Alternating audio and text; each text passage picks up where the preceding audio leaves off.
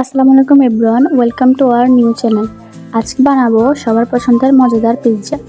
এর জন্য প্রথম নিয়ে নিব হাফ কাপ ময়দা, এরপর অ্যাড করব 1 চামচ লবণ, এখন অ্যাড করব 1 চামচ ইস্ট এবং 2 চামচ গুঁড়া দুধ।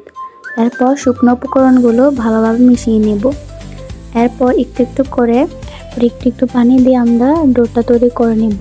সবাই চেষ্টা করবেন যাতে একটু পানি দিয়ে ডোটা তৈরি করার জন্য, না হয় ডোটা নষ্ট হয়ে যেতে পারে।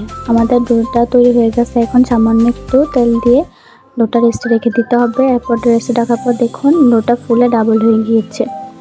এখন দেখেন ডোটা কত সুন্দর নরম তুলতুলে সফট হয়ে গিয়েছে। যেহেতু আমরা চিকেন পিৎজা তৈরি করবো তার জন্য নিয়েছি বোনলেস মাংস, পানি ঝরানো এই মুরগির মাংসতে এখন দিয়ে দিলাম সামান্য গোলমরিচ, দিয়ে দিলাম জিরের গুঁড়ো, মরিচ, পরিমাণ মতো লবণ।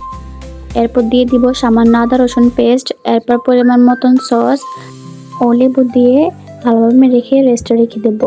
রেস্টে রাখার কিছুক্ষণ পর ভালোভাবে ভেজে নিব।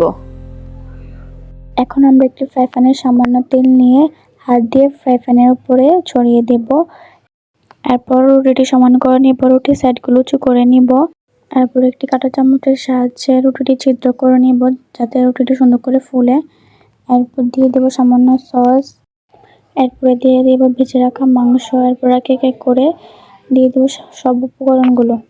সামান্য একটু চিজ, ডেকোরেশনের জন্য পেঁয়াজ, টমেটো, যা যা লাগে সব সুন্দর করে ডেকোরেশন করে আবার একটু চিজ দিয়ে একটু চিলি ফ্লেক্স দিয়ে চুলায় বসিয়ে দিব।